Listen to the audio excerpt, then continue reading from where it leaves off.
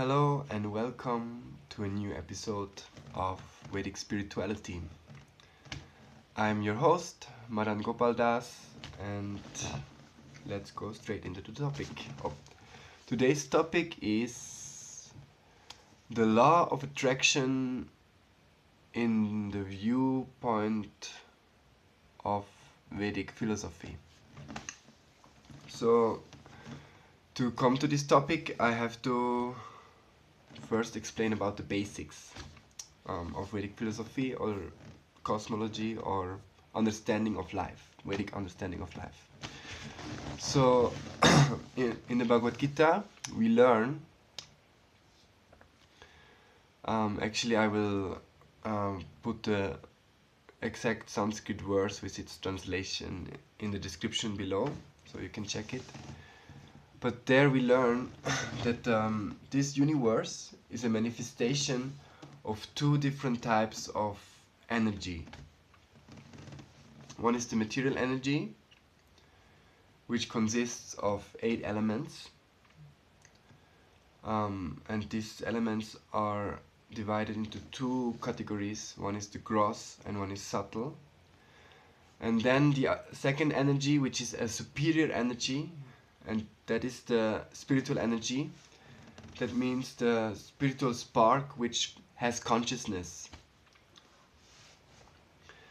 The material energy is known as an inferior energy because it doesn't have any consciousness, it doesn't have any independence.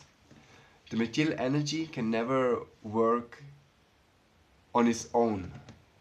It always has to be induced by the spiritual energy. And therefore the spiritual energy is the superior energy. She has consciousness. And basically we can say the spiritual energy is alive, the material energy is kind of dead. It's just like a shadow, it's just moving as the spiritual energy moves. So, and the source of both of these energies is the supreme source of everything, which is God. So God, the supreme consciousness, He is the source of both of these energies, of the material energy and the spiritual energy. So He is the controller of both. And and the spiritual energy, basically this is the individual souls, and they will, when they come to this material world, when the spiritual souls, they will come to this material world, they will accept different types of bodies according to their sensual desires.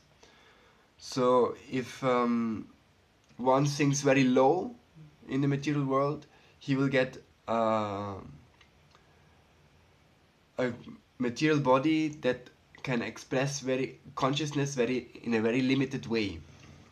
These are the most limited bodies are the non-moving bodies, such as mountains, trees, might be some minerals like crystals and stuff. They're bodies which are very cannot move and cannot express much consciousness. But consciousness is there, but it is very covered. And then animal bodies can express more consciousness. So the consciousness of the pure living entity is less covered, and obviously the human form of life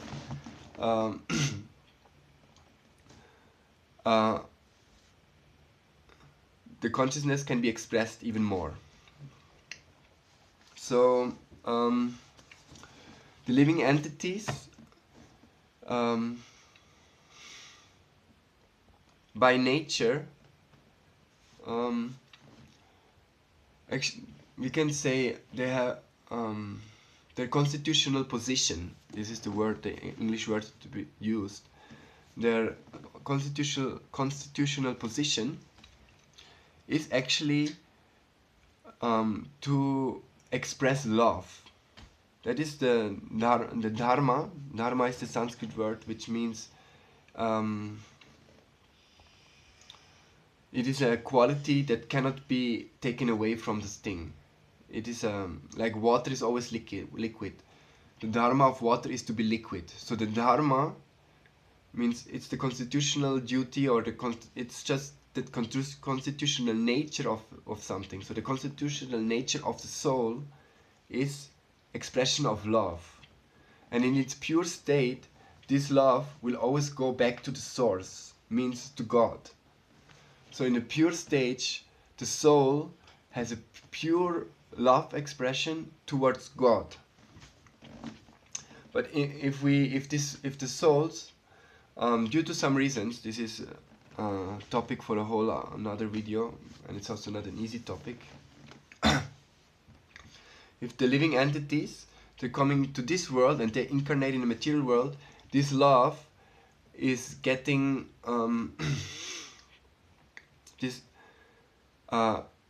perverted through the material atmosphere, and this love will no more flow to the source, to the Supreme Lord, to God. In Sanskrit we call that Supreme Person, we call it Krishna. This love will now flow to material objects, like our body, or our body related things, or body related relationships, and yeah, and it's we can say it's like if a river flows and it doesn't reach any river which doesn't reach the ocean dries out. It's not a river actually. Every river, it will flow to the ocean. If it doesn't flow to the ocean, the river is not a river, it dries out. So if our love, and let's say that the ocean is the origin of all water, he's the reservoir of all water. All water originates from the ocean and goes back to the ocean. But if it doesn't flow back to the ocean, it will get lost and scattered in the atmosphere. Only if it flows to the ocean, it has an existence. So the same way our love, if it doesn't flow to its source back, means to God, then it doesn't have an existence. It dries out. It will not satisfy us. The same way, if our love will be diverted to the material world,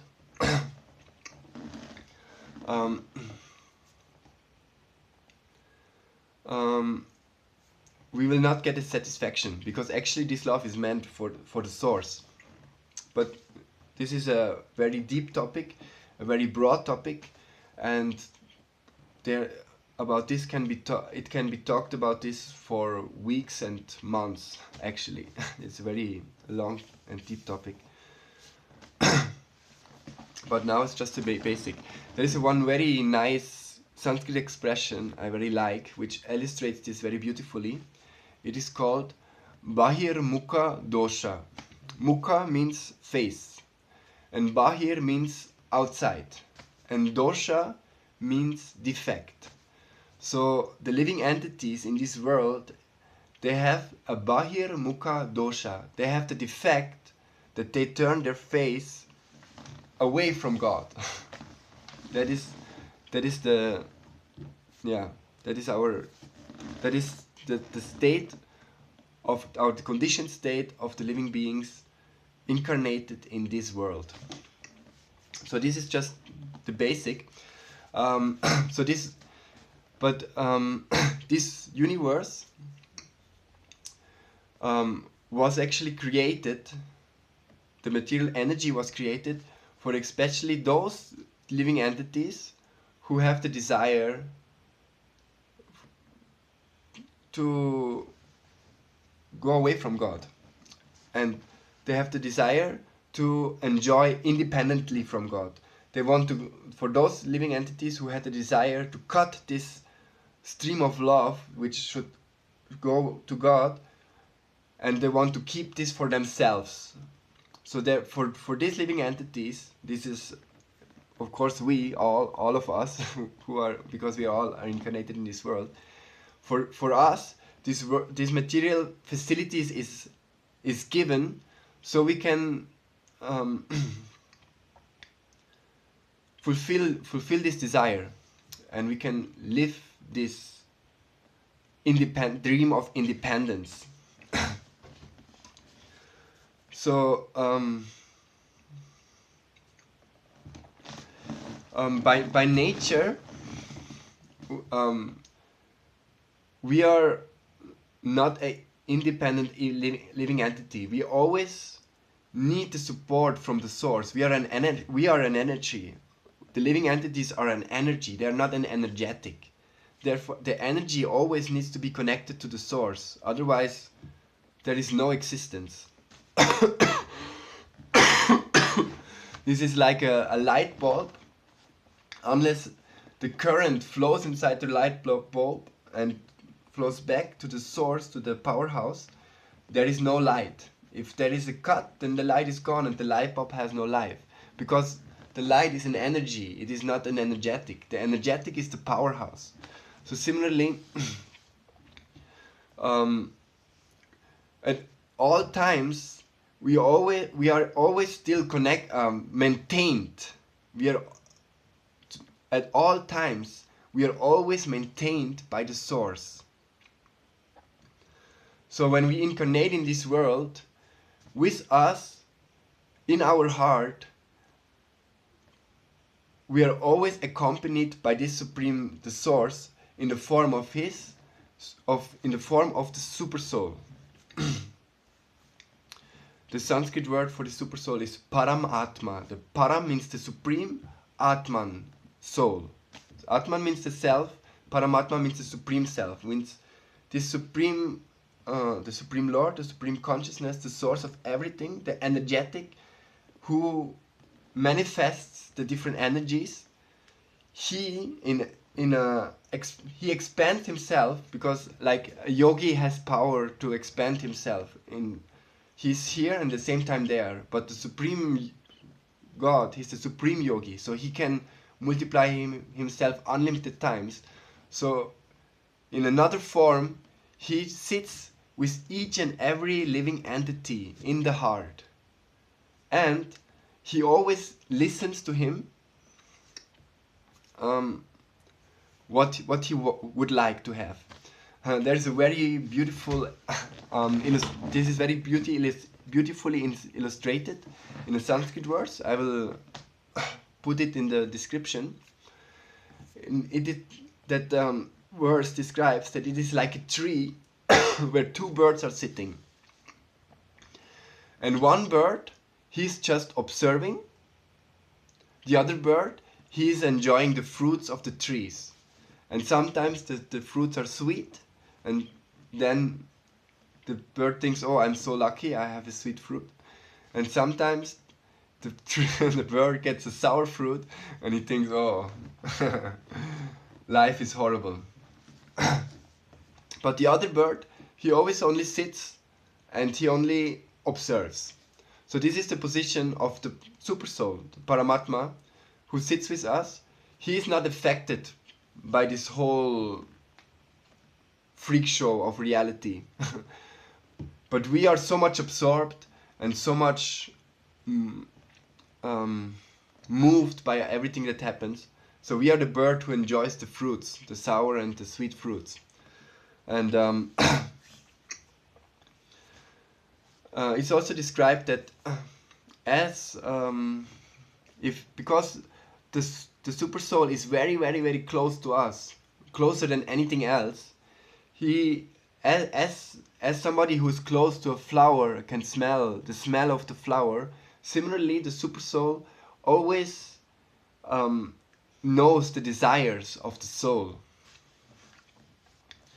And since we are not energetic, we are at all times without power, and we always have to always have to depend on the power of the Supreme, and he knows that.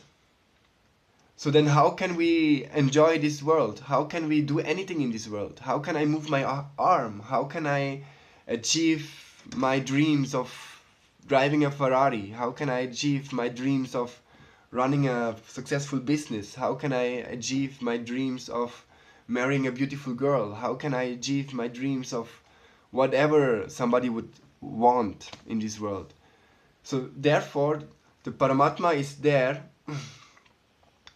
He listens to the desires of the soul, of the living entity, of our desires, so to say, and excuse me, and he makes all the arrangements through his second energy, the material energy. And also how the material energy is managed by the Supreme Lord, that is also the whole topic for another video. Yes, it's also different layers and different understandings are there. But now, to keep it simple, just through the material energy he will make the arrangements. And that is what is felt as the law of attraction. Because we start to put a desire, we want to have that, and immediately the Super Soul, the Supreme Lord, hears that in our heart, and he makes the universe move in such a way that we get it. So therefore, all desires we have, sooner or later, they will be definitely fulfilled. And the law of attraction teaches that whatever thoughts we have, whatever emotions we put out, whatever vibrations we put out to the universe will respond in that way. Excuse me. So in the Vedic version, or in the Vedic understanding, it is like this, that we have the desire, the Super Soul who is accompanying us to help us to facilitate our life. He hears that, and he, using his second energy, the material energy, arranges everything for us. Yes. So that is the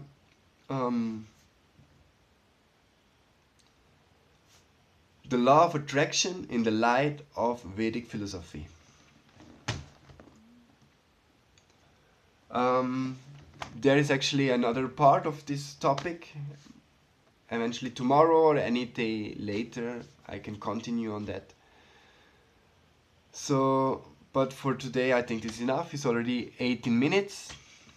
So if you are excited for this topic as I am, please subscribe. Please hit the notification bell so you will not miss any upload. And give me a thumbs up. This will help me to reach more people, and this will encourage me to make more videos. And if you have questions, remarks, or anything, please comment.